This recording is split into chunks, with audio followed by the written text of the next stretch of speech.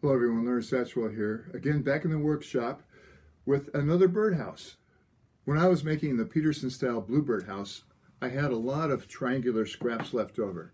And I knew in the back of my mind, I had seen a birdhouse that uses triangles and thought I may have enough scraps. Well, sure enough, in the same book Haley made her castle birdhouse out of, birdhouses you can make in a day from the popular woodworking publishers, is a tree creeper box. Now, I'm not exactly sure if we have tree creepers in this area or nuthatches. They look very similar. The difference is the tree creeper climbs up and down the trees, straight up and down. The nuthatches, because of their tail, go head first. I love nuthatches. I think they are the most athletic bird that we have at our bird feeders, and they are looking for insects. So anytime we can get some insects out of the yard organically, I'm all for it. I've looked up, the boxes are very, very similar. The only difference is the size of the entry hole, and that's the case for most birds. The tree creeper wants a 1-inch hole. The nuthatch wants a 1 1/4. I'm going to go with 1 1/4 because I know we have nuthatches at the feeder. Let's get started. Because I'm making this specifically for a nuthatch and not a tree creeper, I've modified the sizes a little bit. The publishers of the book said a tree creeper makes their nest in a very small, tight area. From my other resources, I know that a nuthatch needs a 4x4 bottom and the entry hole 6 to 8 inches from the top. I want to cut both these boards out at the same time, so I'm going to use the masking tape and super glue solution. This is medium thick. This is the accelerator. So ideally I want to line up the top and the side.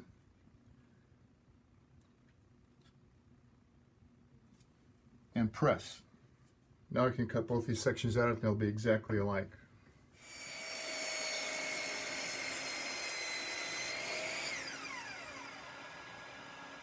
Just going to use a simple bevel gauge here to find the angle, and I can line that up with my zero clearance, and it appears to be 21 degrees. So then to separate them, it's simply a matter of opening them up, taking off the masking tape.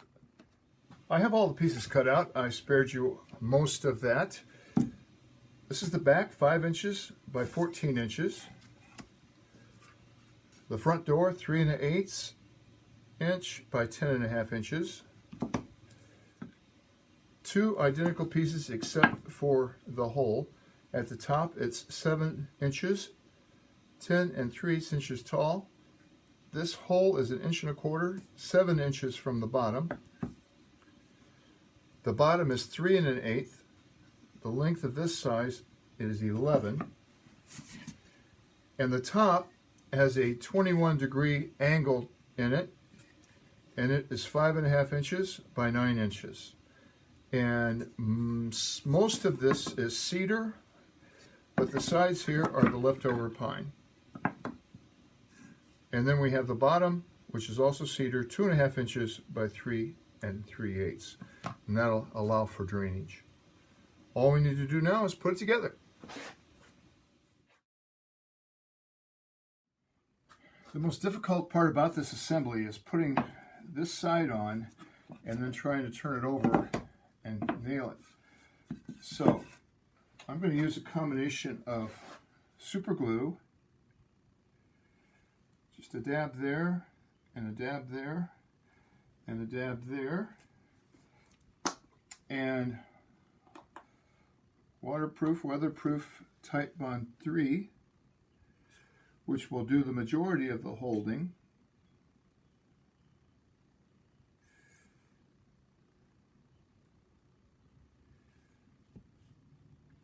A little dab of accelerator here and here.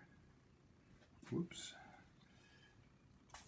And then I can turn this over and carefully plant it where I need it.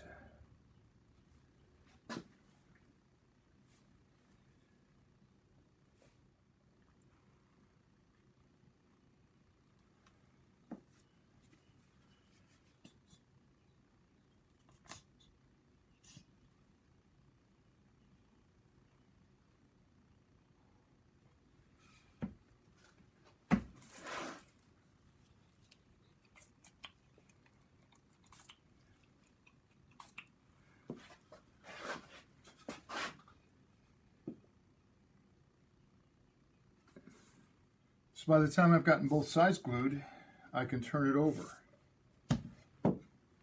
This is a very difficult thing to clamp. I'm just going to put about 3 nails in each side. The Tight Bond 3 is more than enough to secure this.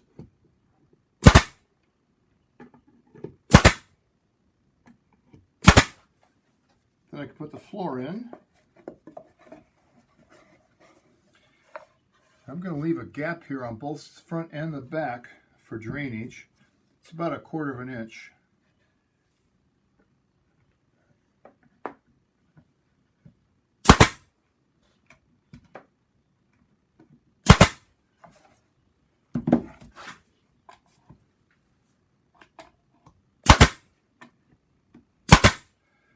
The floor is right on the 4-inch level for the Nuthatch. And now it's time to add the door. And again, for ventilation, I'm going to leave it a little bit shy of the top. 3/4 inch up from the bottom. And 3/8 inch in. And that's where I'll put the holes for the pivot nails.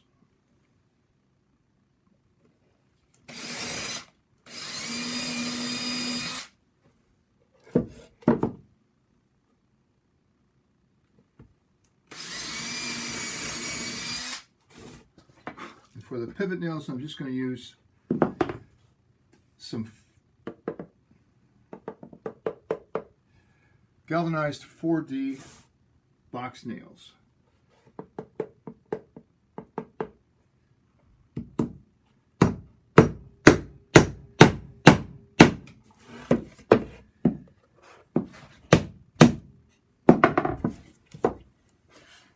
That pivots nicely.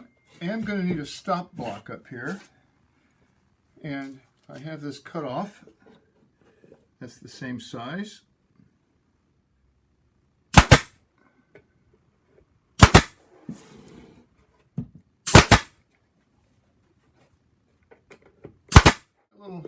Need a little handle up there. Oh, I found a little antique cracked porcelain. The finish is cracked. It's not cracked, but I think it'll work just right.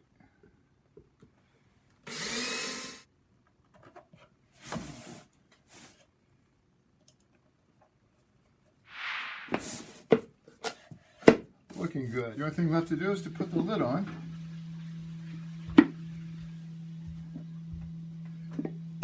And for that, I really want to get a nice bond back here at the top to prevent that wood, to prevent the rain from going down there. I'm sure I can get a nice tight bead up here.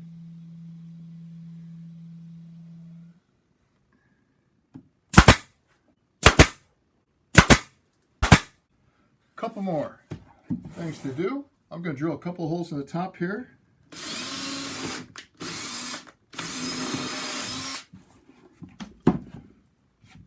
These are at the very top of the back, so I can attach it to the tree with bungee cords. And I need to put a nail up here to secure it. And for that, I'm going to have to change drill bits. I'm going to use a ring-shanked 8-penny siding nail for this. And I'm going to drill this hole at a little bit of an angle.